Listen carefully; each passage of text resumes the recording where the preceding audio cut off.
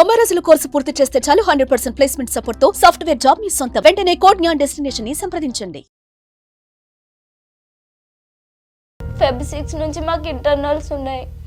ఒకవేళ వెళ్ళినా కూడా నో యూజ్, ఎందుకంటే నన్ను లోపలికి రానియరు. నేను ఎట్లా చదువుకోవాలి?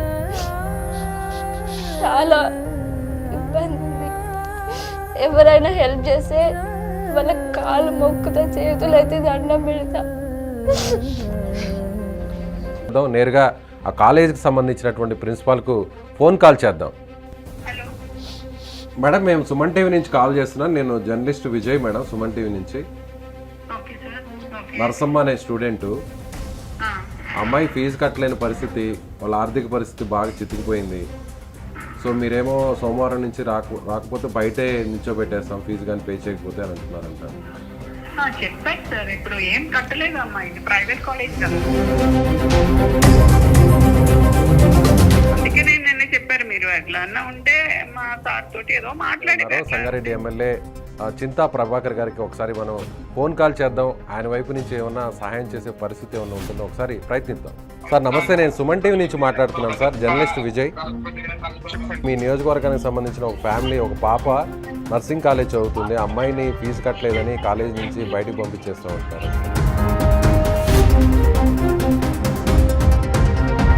Okay sir, thank you sir, thank you.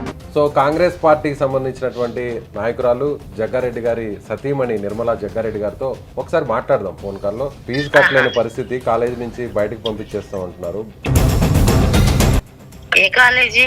MNR college madam, పసలవాడలో. Narsamma madam. Okay okay madam, thank you madam, thank you madam. Okay madam. మా పరిస్థితి చాలా ఘోరం ఉన్నది. నాకు 3 ఆడపిల్లలు సార్, అసలు చెప్పుకోలేనంత బాధ ఉంటుంది సార్. నా పిల్లలకి చెప్పుకుంటే మళ్ళీ ఆయన గుండె వల్ల నేను ఎవరికి ఏ బాధ చెప్పుకున్నాను. నేను మింగుతాను సార్. కానీ నా పాపకు చదివించడానికి డబ్బు సాయం చేయండి సార్. మీ కాళ్ళు మొక్కుతా సార్. నమస్తే, నేను విజయ్. ఎవరైనా సరే జీవితంలో ప్రయోజకులు కావాలన్నా, మంచి భవిష్యత్తును సాధించాలన్నా, ఉన్నతమైనటువంటి స్థానాలకు వెళ్ళాలన్నా కూడా చదువు అనేది చాలా కీలకం. చదువుకున్న తర్వాత ఖచ్చితంగా ప్రయోజకులు అవుతారని అందరూ కూడా భావిస్తారు. కానీ చదువుకోవాలని ఆసక్తి ఉన్నప్పటికీ, మంచి తెలివితేటలు ఉన్నప్పటికీ కూడా ఆర్థిక పరిస్థితి బాగలేకపోవడంతో చదువును మధ్యలోనే నిలిపివేసినటువంటి పరిస్థితి. సో ప్రస్తుతం ఒక విద్యార్థి, ఆమె తల్లి మన సుమన్ టీవీని ఆశ్రయించారు. వారితో మాట్లాడదాం. అసలు వాళ్ళ సమస్య ఏంటి, ఎందుకు చదువును మధ్యలోనే ఆపేయాల్సినటువంటి దుస్థితి వచ్చిందో కనుక్కుందాం. నమస్తే అమ్మ. నమస్తే సార్. ఏం పేరమ్మా నీ పేరు? నా పేరు నరసమ్మ. నరసమ్మ, ఏం చదువుతున్నావు? BSc first year, MNR college. బీఎస్సీలో ఏం చేస్తున్నావు? నర్సింగ్. ఏంటి సమస్య, ఏంటి ప్రాబ్లం ఏంటి? సమస్య ఏంటిదంటే మేము అన్ని ఫీజులు కట్టినాం, కాకపోతే కాలేజ్ ఫీజు ఉంది, దాన్ని కట్టలేకపోతున్నాం. రోజు రోజుకి మాకు ఫైన్ పెరుగుతూ ఉంది. మా మమ్మీ ఒక్కతే ఉంది. మా మమ్మీ కష్టపడి పని చేస్తుంది. వాళ్ళ దగ్గర వీళ్ళ దగ్గర అప్పులు అడిగి ఉన్న యూనివర్సిటీ ఫీజు, బుక్స్కి, యూనిఫామ్కి పే చేసేసింది.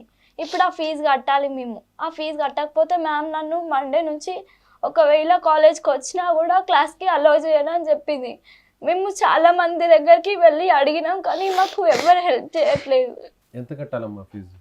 పర్ ఇయర్ ఏమో 1 lakh కట్టాలి. కాకపోతే మళ్ళీ మేము ఇన్ టైంలో ఫీజ్ డేట్ టైంలో కూడా మేము కట్టలేము. కట్టకపోయేసరికి మాకు రోజు రోజుకి ఫైన్ పెరుగుతూనే ఉంది. మ్యామ్ రోజు నాకు ఇన్ఫార్మ్ చేస్తూనే ఉంది. నేను మా మమ్మీకి ఒకరోజు చెప్తున్నా, ఒకరోజు చెప్తలేను. ఎందుకంటే నేను బాధపడుతున్నా అని మా మమ్మీ బాధపడుతుంది, ఆమె బాధపడుతున్నా అని నేను బాధపడతా.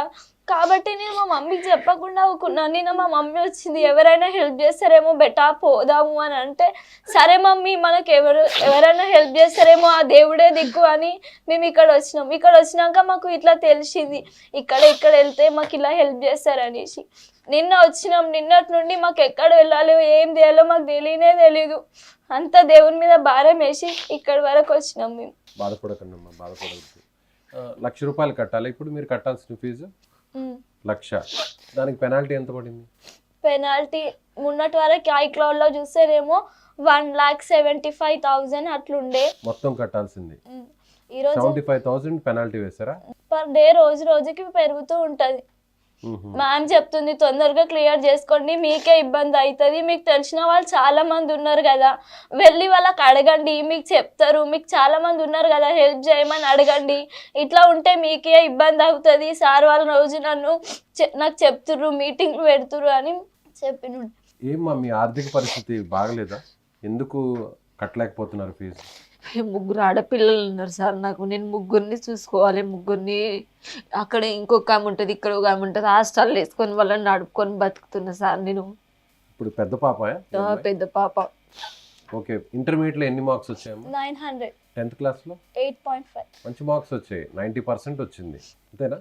నర్సింగ్ కోర్సు పూర్తి చేస్తావు, నీకు కానీ ఎవరైనా ఫైనాన్షియల్గా ఫీజు కడితే, కాలేజ్ ఫీజు కడితే చేసా, బాగా చదువుతావా? చదువుతా. కానీ ఫీజు కట్టలేని పరిస్థితి ఒక్కటే. అవును సార్, చదువుకున్న మంచిగా చదువుకుంటారు, అన్ని గురుకుల్లో పాఠశాలలో చదివించిన సార్, హాస్టల్లో ఇప్పటి వరకు చదువుకున్నారు, ఈసారి ప్రైవేట్లో సీట్ వచ్చింది, ఇప్పుడు నేను కట్టలేని పరిస్థితులు ఉన్నా సార్. ప్రైవేట్ కాలేజీలో చదువుతుంది నర్సింగ్ కోర్సు, అందులో వచ్చింది సీటు, ఇప్పుడు కట్టలేని పరిస్థితి ఉంది నాది, ఆమెకు చదువుకోవాలని ఆశ ఉంది, నేను కట్టలేని పరిస్థితి ఉంది సార్. మీరేం చేస్తుంటారు? నేను పొలం పని చేస్తా సార్, చేను పని చేస్తా. మీ భర్త ఉన్నారా? చనిపోయాను సార్. ఎలా చనిపోయారు? ఊరేసుకొని పొలం పట్టుకుని ఉంటాం సార్, మేము ఇట్లా మా చేను పంటే చేను పట్టుకుని ఉంటుంది, అయితే లాగోడు అంతా మీద పడ్డదని ఊరేసుకొని చనిపోయింది సార్. అంటే అప్పులు తీర్చలేక ఊరేసుకొని చనిపోయింది సార్. ఇంకెవరు లేరా మీకు బంధువులు సహాయం చేసే? ఎవరు బంధువులు ఉన్నా కానీ ఎవరు సాయం చేయలేరు సార్ మాకు. ఇప్పుడు మీ ఆయన చనిపోయి ఎన్ని సంవత్సరాలు? 11 సంవత్సరాలు అవుతుంది సార్. వేరే ఇంకా ఆర్థికంగా వేరే మీకు ఆదాయం వచ్చే పరిస్థితి లేదు? ఏమి ఆదాయం పరిస్థితి లేదు సార్. ఎంత సంపాదిస్తారు మీరు ఒకవేళ కూలి పనికి వెళ్తే? దొరికితే 200, పోయినాడు 200 దొరుకుతుంది, లేకపోతే ఇంటికాడ పని లేకపోతే ఇంటికాడ ఉంటాము, అంతే సార్. మాకు ఇంకేం లేదు, నీళ్ళంతా కొడితే ఒక 3,000 4,000 సంపాదించుకుంటాం సార్, అంతే. పిల్లల దగ్గరికి సెకండ్ సాటర్డే సండే వచ్చిందంటే ఇద్దరు పిల్లల దగ్గరికి వాళ్ళే, మళ్ళీ గురుకుల పాఠశాల వాళ్ళ గురుకుల హాస్టల్లో ఉంటారు సార్. ఏ క్లాస్ చదువుతున్నారు వాళ్ళు? ఒక ఆమె 10th చదువుతున్నది, ఒక ఆమె 6th చదువుతున్నది సార్. ఈమె పెద్ద పాప. ఈమె పెద్ద పాప సార్. ముగ్గురిని చదివించాలనే ఆశ సార్. నేను చదువుకోలేను, నా భర్త చదువుకున్నాడు కానీ చనిపోయాడు, కానీ నా పిల్లలు నా లెక్క కాకూడదు సార్, నా పిల్లలు మంచి పొజిషన్లో ఉండాలని నాకు. ఏ ఊరమ్మా మీది? మున్పల్లి సార్. మునిపల్లి. ఇప్పుడు మీ కాలేజ్ ఫీజుకి ఎవరన్నా దాతలు ముందుకు వచ్చి సాయం చేస్తే ఈ 4 సంవత్సరాలకు సరిపడా ఫీజు కావాలా, లేకపోతే 1 సంవత్సరం సరిపోతుందా? ఎంత హెల్ప్ చేసినా పర్వాలేదు సార్. కానీ ఇప్పుడైతే ఫస్ట్ ఇయర్కి అయితే ఇమీడియట్ కట్టాలి. లాస్ట్ డేట్ ఎప్పుడమ్మా? అయిపోయింది, పెనాల్టీ రోజు పడుతూనే ఉంది. సోమవారం ఇప్పుడు నెక్స్ట్ ఇంకో 2 రోజుల తర్వాత కాలేజీకి వెళ్తే ఇంక రానివ్వమంటున్నారు. వెళ్ళినా కూడా మ్యామ్ బయటనే ఉంచుతా అని చెప్పింది.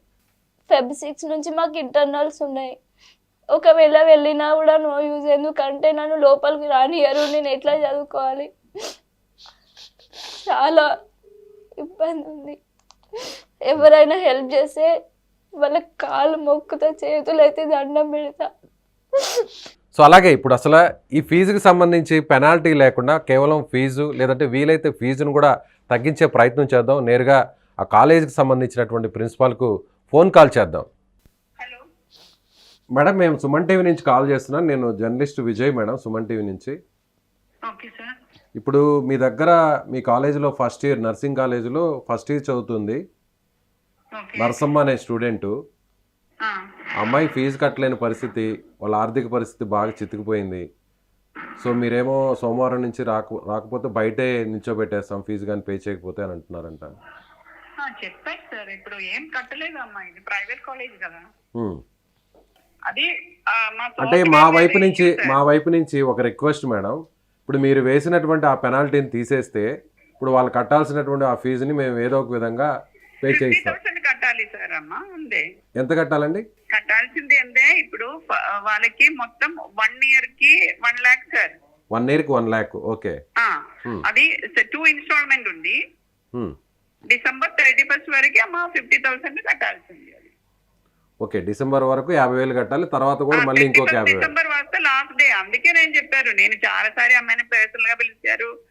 అవును, మీరు చెప్పారంట. అవును, మినిస్టర్ ద్వారా వచ్చింది సార్. అప్పుడు అయిపోండి, మీకు మినిస్టర్ దగ్గర హెల్ప్ ఉంటే అక్కడ పోయి అడగండి అన్నారు. అందుకే నేను నిన్న చెప్పారు, మీరు అట్లా అన్నా ఉంటే మా సార్ తోటి ఏదో మాట్లాడి అట్లా ఉంటే ఏదైనా అవుతాయి కదా. అవును, మాకు అట్లా కన్సెషన్ ఇవ్వడానికి మాకేమీ లేదు కదా సార్ అట్లా. ఓకే, అంటే ఈ 1 lakh ఫీజులో ఏదన్నా మేము రిక్వెస్ట్ చేస్తున్నా ఏమన్నా తగ్గించే ప్రయత్నం ఏమన్నా జరుగుతుందా? అసలు అది నాకు అయితే లేదు అట్లా. 1,20,000 ఉంటుంది వాళ్ళకి, 20,000 కన్సెషన్ ఇచ్చారు. ఆల్రెడీ కన్సెషన్ ఇచ్చారు. ఓకే ఇచ్చారు. ఓకే సరే మేడం, ఒక 2-3 రోజులైనా కొంచెం అట్లా ఒక 1 వీక్ అయినా వెయిట్ చేయండి, ఏదో ఒక విధంగా పే చేసి. నేనేం చెప్తున్నారు, మీరు మాకు ఇక్కడ ఒక డేట్ ఉంది సార్, ఆ డేట్ అయిపోతే ఆటోమేటిక్ గా అది ఇట్లా ఫైన్. అవును సిస్టమ్ అలా జనరేట్ అవుతుంటుంది. అవును. సో మా వైపు నుంచి రిక్వెస్ట్ ఏంటంటే ఆ పెనాల్టీస్ లేకుండా మొత్తం ఫీజుని పే చేసే పరిస్థితి కొంచెం మీరు ఏర్పాటు చేయండి. ఓకే సార్, ఇప్పుడు నేను కూడా రిక్వెస్ట్ చేస్తాం అంతే, నాకు అంతకన్నా ఎక్కువ చేయడానికి కుదరదు కదా సార్. ఓకే, వాళ్ళు ఫీజు అయితే పే చేస్తారు, ఇప్పుడు మీకు 50,000 అయితే పే చేస్తారు, కానీ ఆ పెనాల్టీ అనేది లేకుండా పే చేస్తారు. ఓకే ఓకే, బట్ ఇప్పుడు కూడా నెక్స్ట్ మార్చి 10th అగైన్ వాళ్ళకి ఫీజు ఉంది. ఓకే, అది కూడా వేరే విధంగా కూడా ఏర్పాటు చేసే ప్రయత్నం చేస్తాం సార్. నేనేం చెప్తున్నానంటే ముందేనే మీరు ఏదన్నా ఉంటే మళ్ళీ ఆ డేట్ అయిపోతే ఆటోమేటిక్ గా ఫైన్ క్రియేట్ అయిపోతాయి కదా సార్. ఓకే సరే, ప్రస్తుతానికైతే ఒక 50,000 పే చేస్తారు, కానీ ఆ పెనాల్టీస్ అనేది లేకుండా చూడండి మేడం. ఇది మా వైపు నుంచి రిక్వెస్ట్, ఇది మీకు నేను మేనేజ్మెంట్ కి రిక్వెస్ట్ పెట్టండి, మేనేజ్మెంట్ కూడా రిక్వెస్ట్ పెట్టండి. అవసరమైతే మేము మేనేజ్మెంట్ను కూడా మాట్లాడేదానికి ప్రయత్నిస్తాం. Okay madam, thank you madam. కొంత ఒక 1 వీక్ వరకు రిక్వెస్ట్ అడిగాము, ఈ లోపు ఎవరన్నా మనం సాయం చేస్తారేమో చూద్దాం, ఎవరైనా హెల్ప్ చేస్తారేమో చూద్దాం. ఓకేనా ఈ లోపు. సో అక్కడ స్థానికంగా ఎవరైతే సంగారెడ్డి ఎమ్మెల్యే ఉన్నారో, సంగారెడ్డి ఎమ్మెల్యే చింతా ప్రభాకర్ గారికి ఒకసారి మనం ఫోన్ కాల్ చేద్దాం, ఆయన వైపు నుంచి ఏమన్నా సహాయం చేసే పరిస్థితి ఏమన్నా ఉంటుందో ఒకసారి ప్రయత్నిద్దాం. ఎమ్మెల్యే గారు నమస్తే అండి. సార్ నమస్తే, నేను సుమన్ టీవీ నుంచి మాట్లాడుతున్నాను సార్, జర్నలిస్ట్ విజయ్ సార్. లైవ్లో ఉన్నారు. ఏం లేదు సార్, ఒక ఫ్యామిలీ, మీ నియోజకవర్గానికి సంబంధించిన ఒక ఫ్యామిలీ, ఒక పాప నర్సింగ్ కాలేజ్ చదువుతుంది, అమ్మాయిని ఫీజు కట్టలేదని కాలేజ్ నుంచి బయటకు పంపించేస్తూ ఉంటున్నారు సార్. నేను టెంపుల్లో ఉన్నా, ఒకసారి వాళ్ళు కలుస్తారు, మీరు ఏదన్నా వారికి సహాయం చేసే పరిస్థితి ఉన్నా రమ్మండి. Okay sir, okay sir, thank you sir, thank you. So Congress పార్టీకి సంబంధించినటువంటి నాయకురాలు జగ్గారెడ్డి గారి సతీమణి నిర్మలా జగ్గారెడ్డి గారితో ఒకసారి మాట్లాడదాం ఫోన్ కాల్లో. సో ఆమెతో మాట్లాడి ఆమె ద్వారా వీళ్ళకి ఏదైనా సహాయం చేసేటువంటి పరిస్థితి ఏదైనా ఉంటుందేమో ఒకసారి ప్రయత్నిద్దాం. మేడం నమస్తే. మేడం నేను సుమన్ టీవీ నుంచి కాల్ చేస్తున్నాను, నేను లైవ్లో ఉన్నారు మేడం. ఒక ఫ్యామిలీ సుమన్ టీవీ స్టూడియోకి వచ్చారు ఆఫీస్కి. ఏం లేదు మేడం, పాప సంగారెడ్డి నియోజకవర్గం మునిపల్లి గ్రామం.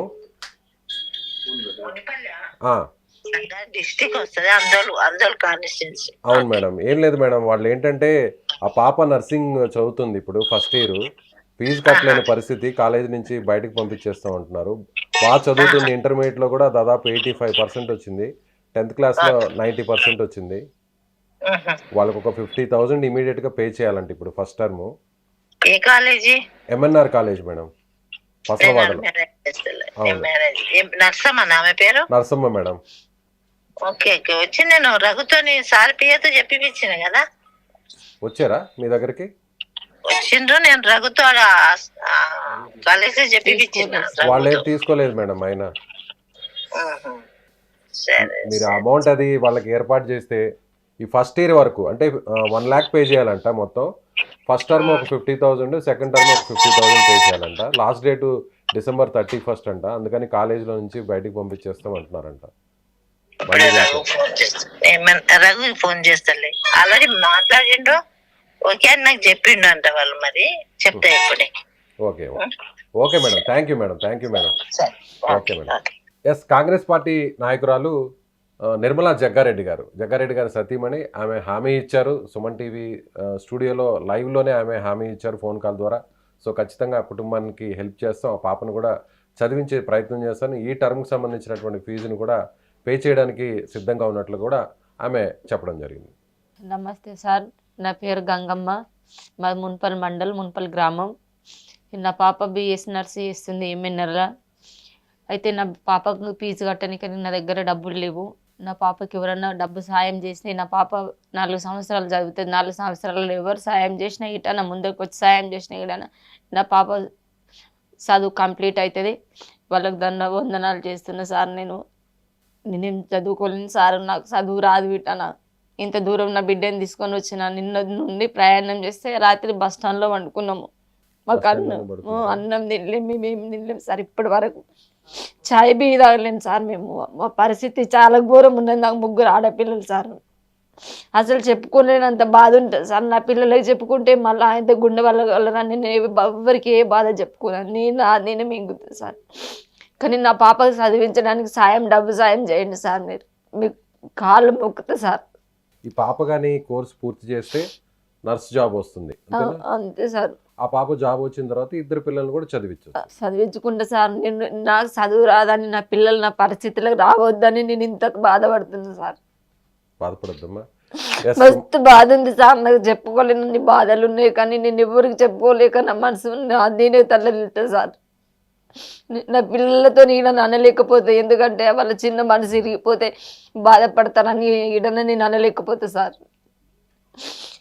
నా బాధ నాకు అమ్మ నాన్న లేరు, ఎవరు లేరు సార్. నాకు నా భర్త లేడు, అమ్మ నాన్న లేరు, ఎవరు లేరు. నాకు నా పిల్లలే నాకు మస్తు కలకాలు ఉంది సార్. నాకు మస్తు బాధ. ఇప్పుడు కాంగ్రెస్ వచ్చింది ఇక్కడ మాకు ఎవరేం చెప్పారో అది సీట్ ఒకటి ఇచ్చారు సార్, హెల్త్ మినిస్టరు. రైట్, చూశారు కదా, ఆ తల్లి బిడ్డను చూస్తే చాలా బాధేస్తుంది. చదువుకోవాలన్నటువంటి ఆశ తపన ఉన్నా కూడా ఆర్థిక పరిస్థితి బాగలేకపోవడం వల్ల చదువుకోలేనటువంటి పరిస్థితి. సో సుమన్ టీవీ నుంచి ప్రయత్నం చేస్తున్నాం. ఇప్పటికే అక్కడ ఉన్నటువంటి కాలేజీ వాళ్ళతో మాట్లాడాం, అలాగే అక్కడ స్థానికంగా ఉన్న కాంగ్రెస్ పార్టీ నాయకులతో కూడా మాట్లాడడం జరిగింది. సో మీరు కూడా ఈ వీడియో చూసినటువంటి మీరు కూడా ఆ కింద ఉన్నటువంటి ఫోన్పే, గూగుల్ పే నెంబర్కు మీకు తోచిన సహాయం చేయండి. ఎవరన్నా పెద్ద మనసున్నటువంటి దాతలు ముందుకు వచ్చి ఆ పాపను చదివించడానికి ముందుకు రావాలని మేము కూడా మనస్ఫూర్తిగా కోరుకుంటున్నాం.